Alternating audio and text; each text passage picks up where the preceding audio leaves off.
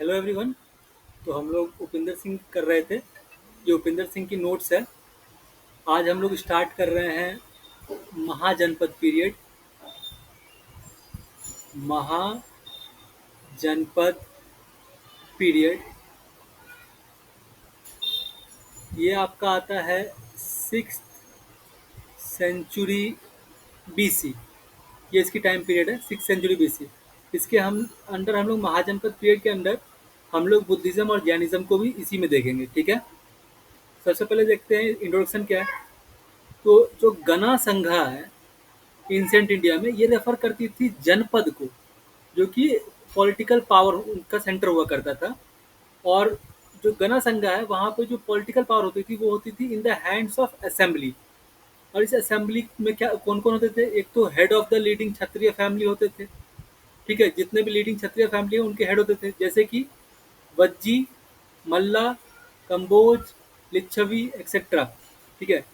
तो कुछ कुछ गणा संघा में क्या होता था कि सिर्फ एक सिंगल क्लैन होता था, जैसे कि साक्या, कोहियाज, मल्लास। ठीक है। यहाँ पे सिर्फ एक ही सिंगल क्लैन होता था। लेकिन कुछ कुछ गणा संघा ऐसे होते थे जहाँ पे बहुत सारे मल्टीपल क्लैन होते थे, जैसे वज्जीज एंड वृष्णीज। वज्जीज सबको पता होता है, वृष्णीज पता नहीं होता है। ये एग्जाम्पल्स इंपॉर्टेंट है। ठीक है। जो और सारे जो एडमिनिस्ट्रेटिव डिसीजन होते थे वो असेंबली लेती थी, जो कि हर रेगुलर इंटरवल पे मीट करती थी। ठीक है। फिर नेक्स्ट आते हैं, एक हिस्टोरियन है जिनका नाम है वॉल्टर रूबेन।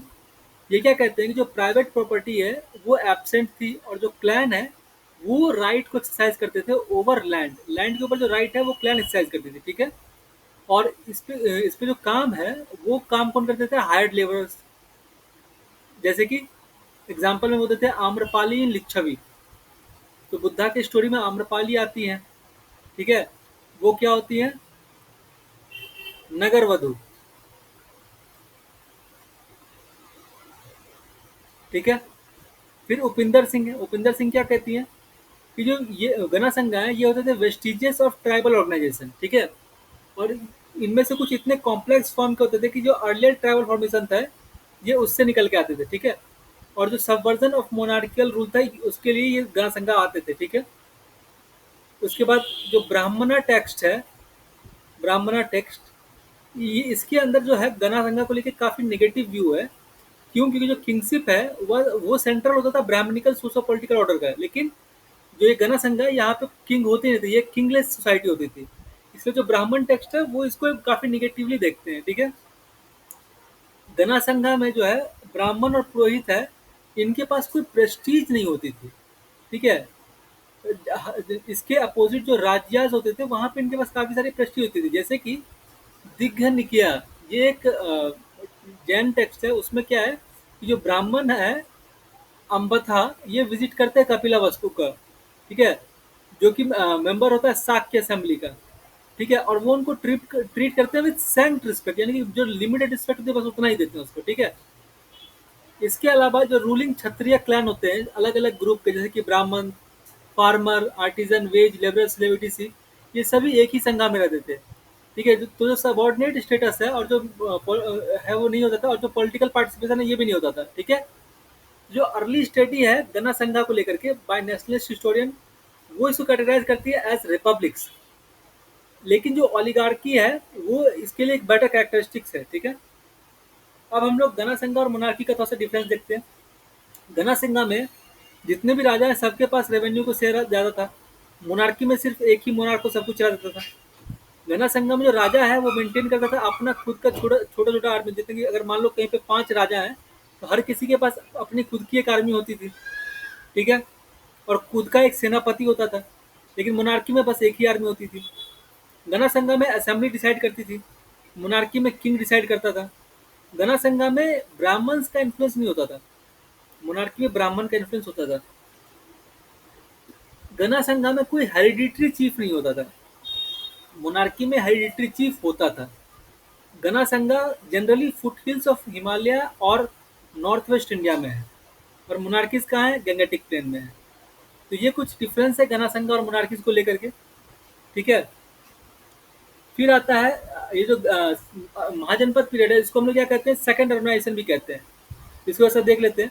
कुछ एरिया जो है वो सेंटर ऑफ पॉलिटिकल और एडमिनिस्ट्रेटिव एक्टिविटीज बन के उभरते हैं इस टाइम पीरियड में। और वो जैसे कैपिटल बनते हैं काफी सारे अलग अलग किंगडम का। ठीक है, जैसे कि राजगृह, ये मगध का कैपिटल बनता है। श्रावस्ती ये कौशला में आती है। कौशाम्बी ये वत्सा में आती है। चंपा ये अंगा में आती है। और अहिचत्रा इन पांचाल। ठीक है, तो कौन सा सिटी किस जगह पे उभरता है ये इंपॉर्टेंट है कि राजगृह मगध सबको याद आता है, श्रावस्ती कौशला कौशाम्बी वत्सा चंपा अंगा अहिचत्रा पंचाल बाकियों में फंसाएगा। ठीक है, जो टाउनशिप है ये ग्रो करती है आउट ऑफ इकोनॉमिक एक्टिविटी। ठीक है, और जो अलग अलग विलेज की प्रोडक्टिविटी है वो अलग अलग होती है। और जो एग्रीकल्चर सरप्लस है ये कुछ कॉमन प्लेस में बार्टर किए जाते हैं विद गुड्स के साथ। ठीक है, और इससे क्या होता है, डेवलपमेंट ऑफ ट्रेड रूट, जैसे कि उज्जैन एक इम्पोर्टेंट ट्रेड सेंटर के रूप में सामने आता है महाजनपद पीरियड में।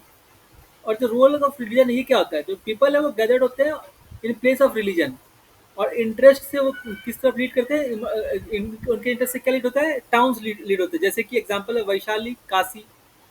ठीक है, और इन सब के कॉम्बिनेशन से हमें क्या मिलता है, कौशाम्बी। और इन सब से क्या होता है, फैसिलिटेट होता है ग्रोथ ऑफ कॉइनेज। ठीक है, अब जरा सा ट्रेड एंड ट्रेड रूट देख लेते हैं। तो एक काफी फेमस ट्रेड रूट है उत्तर पथा। उत्तर पथा जो जितने भी मेजर ट्रांस रीजनल रूट्स हैं नॉर्दर्न इंडिया के, ये स्ट्रेच करते हैं from north west across the Indo Gangetic plain up to Tamralipti. ठीक है, और इनका वेस्टर्न टर्मिनस कहाँ है, तक्षशिला, जो कि गांधारा में है। और ये स्ट्रेच करती है टिल बल्क। बल्क कहाँ है, बैक्टीरिया, ये भी अफगानिस्तान में है। ठीक है, कुछ कुछ टेक्स्ट हैं जैसे कि अष्टाध्याय, ये क्या करते हैं, सजेस्ट करते हैं जो स्टेट लाइक गांधारा और कंबोज है, ये एक्टिवली इंगेज करते थे कॉमर्शियल इंटरकोर्स में with states of Gangetic valley, जैसे कि कौशाला वत्सा एंड चंपा। ठीक है, और इसके अलावा ये म्यांमार, स्वर्ण भूमि, साउथ वेस्ट चाइना, इनके साथ भी इंगेज करते थे। ठीक है, फिर एक हिस्टोरियन है लाहिरी। लाहिरी क्या कहते हैं कि archaeological corroboration for some lapis lazuli, lapis lazuli Afghanistan से आता था, found from Surat to Burdwan, Burdwan Bengal में है। ठीक है, और फिर सिल्वर, एमिथाइल, सेल, टोपैज, ये सब हमें कहाँ मिलता है, इस रूट में मिलता है उत्तर पथा में। ठीक है, और जो फीडर रूट है इसमें इंक्लूड क्या क्या होता है, riverine route along Ganga and its tributary Yamuna, Ghaggar etcetera. फिर अष्टाध्यायी और जो जातकास है, ये जातकास बुद्धिस्ट टेक्स्ट है, याद रहे। ठीक है, ये मेंशन करते हैं फेरीज कारवान, ये सब पॉपुलर कल्चर में मेंशन करते हैं। ठीक है, अब उत्तर पथा के बाद अगला आता है दक्षिण पथा। दक्षिण पथा क्या है, ये स्ट्रेच करता है from Pataliputra in Magadha to Pratishthana on Godavari. ठीक है, ये कनेक्ट क्या करता है, कनेक्ट होता है वेस्टर्न कोस्ट के पोर्ट से। ठीक है, और जो आर्कोलॉजिकल एविडेंस है फ्रॉम ट्रेड, इसमें हमें क्या क्या मिलता है, आयरन, कॉपर, और इसके अलावा अलग अलग टाइप के स्टोन, कहाँ से, विंध्यास से लेके गंगा वैली तक। ठीक है, और दक्षिण पथा में जो इनलैंड ट्रेड रूट है, ये ज्वाइन करता है एक्सटर्नल रूट के साथ। ठीक है, जो इसको लिंक करता है सब कॉन्टिनेंट को अदर एरियाज के साथ। ठीक है, और जो ओवरलैंड ट्रेड है वो कनेक्ट करता है Taxila to Afghanistan and Iran.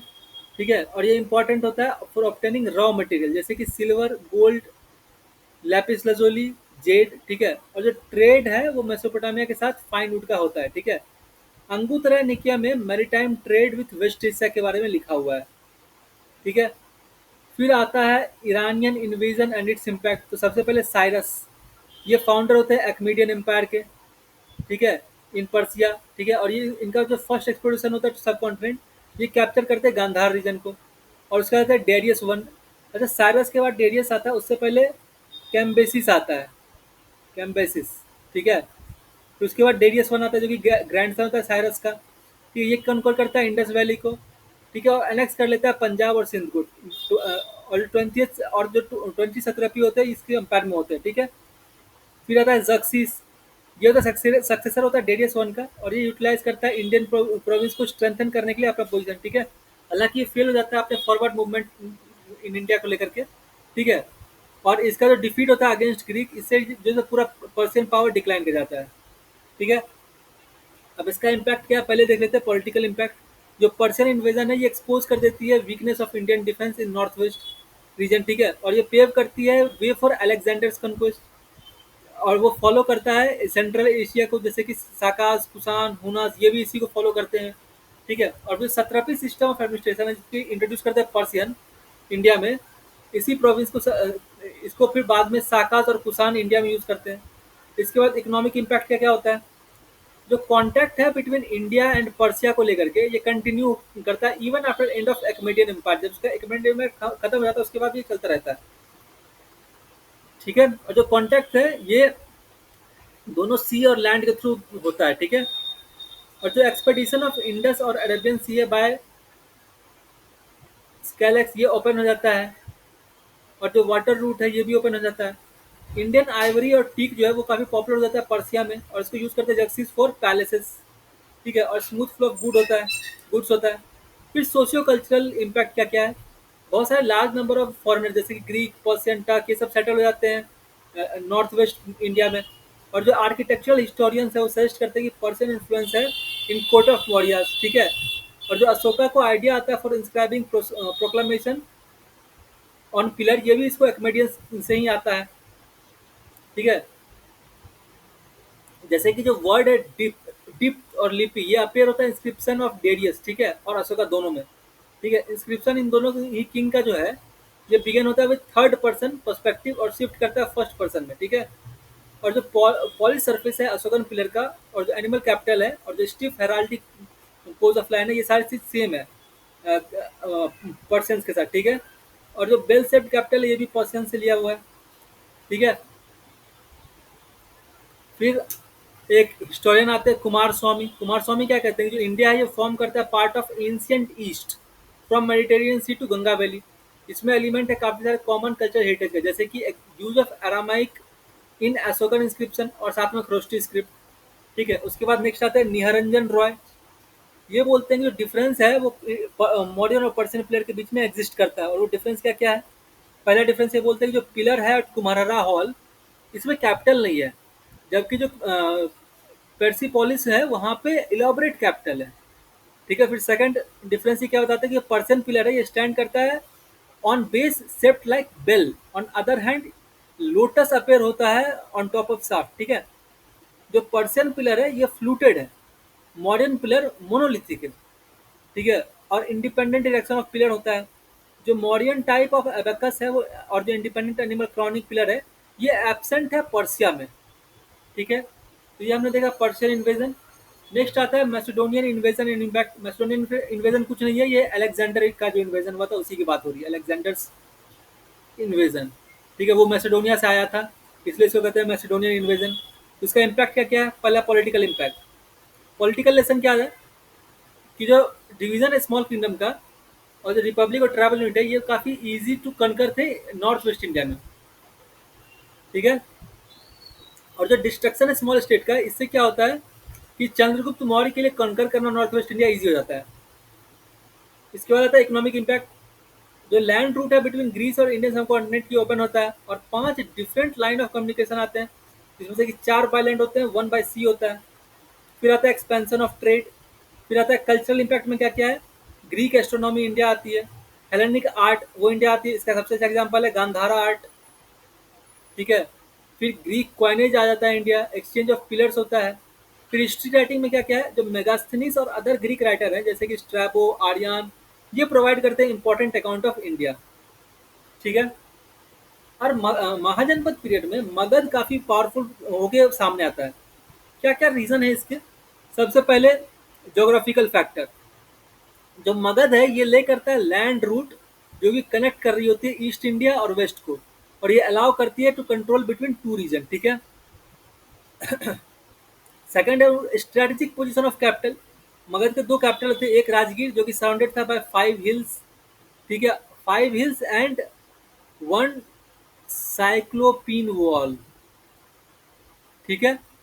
फिर सेकंड है पाटलिपुत्रा ये सराउंडेड था बाय गंगा गंडक सोन एंड घग्गर। इससे क्या हुआ कि ये अपने आप में एक जल दुर्ग बन गया यानी कि फोर्ट ऑफ वाटर। ठीक है।